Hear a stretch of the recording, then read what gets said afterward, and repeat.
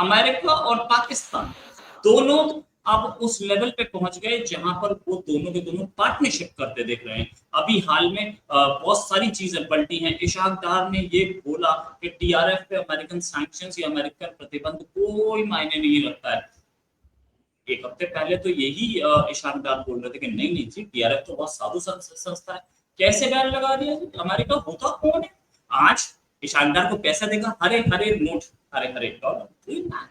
वो green bank से जो डॉलर आता है वो दिखा और भाषा पलट गई। टीआरएफ, वो मुस्लिम उम्मा को धोखा दिया, टीआरएफ को धोखा दिया, बोले नहीं नहीं कोई फर्क नहीं पड़ता, हो जाए बैन, कोई फर्क नहीं पड़ता, डॉलर आ रहा है, पैसे आ रहे हैं। उसके बाद उन्होंने ये बोला कि पाकिस्तान पार्टनरशिप करेगा काउंटर टेररिज्म और preserving regional stability. In fact Kapil Sharma show के बराबर ये गेम था कि काउंटर टेरर और पाकिस्तान खुद ही तो टेरर भिजवा रहा है, वो काउंटर क्या करेगा। साथ में एक और बड़ा गेम कि उन्होंने ये बोला कि हम स्टेबिलिटी और रीजनल पीस की बात करेंगे।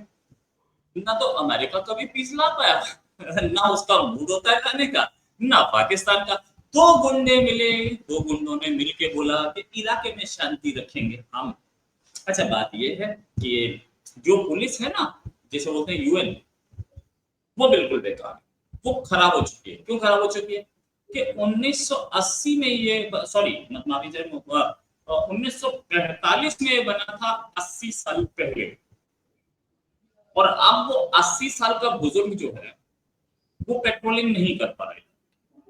ये हमारे सामने असलियत है, मैंने भी देखी है, सबने देखी है। अच्छा एक चीज और मैं बताना चाहता था कि डॉक्टर साहब मेरे साथ है डॉक्टर अभिषेक मिश्रा। डॉक्टर साहब बहुत बहुत स्वागत आपका हमारे शो में। डॉक्टर साहब एक इंटरनेशनल एक्सपर्ट हैं, खुद पीएचडी कर रखी है लॉ में ही और इंटरनेशनल कोर्ट ऑफ जस्टिस में डॉक्टर साहब ने काम कर रखा है। डॉक्टर साहब कई जगह काम कर चुके हैं। वैसे डॉक्टर साहब की मैं तारीफ और क्या करूं, मैं तो बहुत बार कर चुका हूं। लोग बोलेंगे पता नहीं क्यों डॉक्टर साहब की चर्चा नहीं करता है।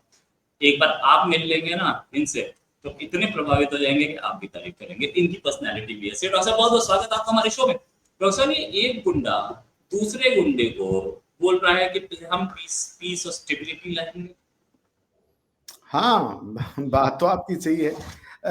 एक पुलिस वाला गुंडा है और एक जो है वो समझ लीजिए कि गुंडा गुंडा है, तो दोनों गुंडों की कैरेक्टरिस्टिक्स अलग है। तो अमेरिका मतलब भाई लेजिटिमेट गुंडा है, उनके पास सारी शक्तियां हैं, दुनिया में क्या होना चाहिए क्या नहीं, लॉज और ट्रीटीज मोस्टली वो अपने फेवर की करवा लेते हैं, ऐसा आप कह सकते हैं। तो ये ठीक है, लेकिन देखिए ऐसा है कि अमेरिका और पाकिस्तान का रिलेशनशिप, अगर कोई ये सोचता है भारतवर्ष में कि ये खत्म हो जाएगा या अमेरिका का झुकाव भारत की ओर हो जाएगा तो वो पाकिस्तान को छोड़ देगा, ये बहुत बड़ी गलतफहमी में है। अमेरिका ने पाकिस्तान में बहुत इन्वेस्ट किया है और 60-70 साल में इन्वेस्ट किया है। उन्होंने पाकिस्तान को नॉन नेटो अलाई का दर्जा दे करके वैसे ऐसे वेपन्स बेचे हैं जो वो और किसी को जल्दी बेचते नहीं है। और वो भी खासकर आप देख लीजिए साउथ एशिया रीजन में तो मेरे F-35 है पाकिस्तान के पास, आप इससे सोच लें। तो they are going to be their ally. दूसरा कि वो जो इस्लामिक फोर्स है पाकिस्तान की, वो उसको यूज करते हैं ISIS अलकायदा को काउंटर करने में, जिसको वो कह रहे हैं कि काउंटर टेरर ऑपरेशंस में पाकिस्तान हमारा काफी साथ देता है। हालांकि ये कतई सच नहीं है, क्योंकि जो काउंटर टेरर का पोस्टर बॉय हुआ, जो टेररिज्म का पोस्टर बॉय हुआ करता था जिसका नाम ओसामा बिन लादेन था, वो तो अमेरिका को पाकिस्तान में घुस के मारना पड़ा। और उसी ओसामा बिन लादेन के नाम पे इन्होंने लाखों डॉलर, बल्कि बिलियंस ऑफ डॉलर जो है वो they swindled from America. Pakistanis are that smart people, जिसे कनिंग पीपल कह लीजिए, मिस्चीवियस। स्पेशली पाकिस्तानी पीपल से मेरा मतलब था Pakistani army, not the people per se. People are very beautiful and nice people. So मेरे कहने का ये मतलब है कि पाकिस्तान और America would stay together.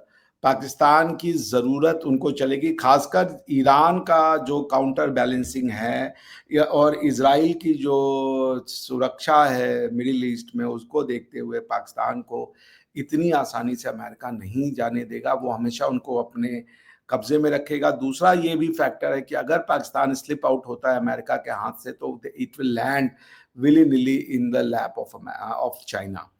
China gives China unnerves America. Unnerves, that's the word I'm using deliberately.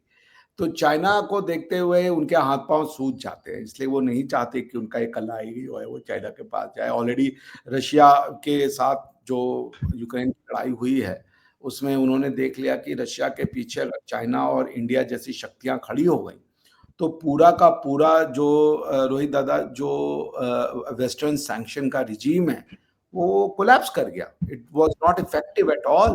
China could wage the war for 2 years incessantly without being affected by the economic hardship, जो कि intended result था the economic sanctions का। Nothing hampered Russia's incursion or expedition in Ukraine। जो चीज Russia के against में गई वो ये थी कि उनके पास लोग नहीं बचे लड़ने के लिए और आर्म्स एंड अम्यूनेशन की प्रोडक्शन उतनी लेवल पे नहीं हो पाई। तो मुझे ये लगता है नहीं है कि अमेरिका कभी पाकिस्तान को जाने देगा। हाँ, पाकिस्तान एक स्ट्रैटेजिक अलाई नहीं होगा, उनका साइंस एंड टेक का ट्रांसफर नहीं होगा, उनको कोई इसरो और नासा की जैसे जो डील हुई है वैसे कोई उनको डील नहीं मिलेगी। उनको जैसे इंडिया को 123 एग्रीमेंट में न्यूक्लियर डील के लिए एक्सेप्शन दिया गया है, वैसे ही डील उनको नहीं मिलेगी जो वो मांगते रहेंगे। लेकिन वो समय समय पे उनको बस इतना ही कहा जाएगा, हाँ ये हमारे बहुत महत्वपूर्ण अलाई है काउंटर टेरर ऑपरेशन में, और इसलिए इनके यूटिलिटी बनी रहेगी। बट वो काउंटर टेरर से ऊपर नहीं उठेंगे, कभी नहीं उठेंगे, बिकॉज अमेरिका उनको अपना ट्रस्टेबल अलाई नहीं समझता, क्योंकि वेस्ट और इस्लाम की लड़ाई है। इस्लाम जो है वेस्ट को टेक ओवर करना चाहता है। West will never give in to that kind of demand. जी अच्छा, एक चीज और मैं ये पूछ रहा था डॉक्टर साहब आपसे कि ये जो पूरा गेम है, अभी हमने ये देखा कि अमेरिका जो है वो एक एक अमेरिका ने बोला पाकिस्तान और अमेरिका जो है वो बहुत क्लोज है एक ट्रेड डील फाइनलाइज करने से। ट्रेड डील अमेरिका पाकिस्तान बनाता क्या है और एक्सपोर्ट क्या करता है जो ट्रेड करेगा? कुछ मजाकिया नहीं लग रहा? हास्यास्पद? नहीं, हास्यास्पद कतई नहीं है। पाकिस्तान को जो WTO की TT के अंडर में एक्सेस दी जाती है उनके गुड्स को, चीप गुड्स को बिना टैरिफ के, उस ट्रेड की बात हो रही है। और अमेरिका के तो प्रोडक्ट्स वो क्या ही खरीदेंगे कोई बहुत ज़्यादा, बट अमेरिकन प्रोडक्ट्स ही उनके यहाँ आते हैं। लेकिन पाकिस्तान को चलाए रखने के लिए जो आपको याद होगा जब ये दादा फ्रांस वाला मैटर हुआ था, तो इनका एक वो होता था, एक स्टेटस मैं भूल रहा हूँ, MSP प्लस या समथिंग कहते थे उसको, मेरे दिमाग से वो उतर रहा है, जिसमें होता ये था कि जो इकोनॉमिकली वीकर कंट्रीज हैं उनको ये जो बड़ी कंट्रीज हैं वो अपने यहाँ पे मार्केट में आने देती हैं विदाउट मच टैरिफ, ताकि उनके प्रोडक्ट्स जो हैं वो मार्केट में बिक सके। तो पाकिस्तानी कपड़े हो गए या कुछ और इंस्ट्रूमेंट्स हो गए वो आकर के बिकते हैं, उस ट्रेड और उसकी बात हो रही है। Otherwise Pakistan and trade is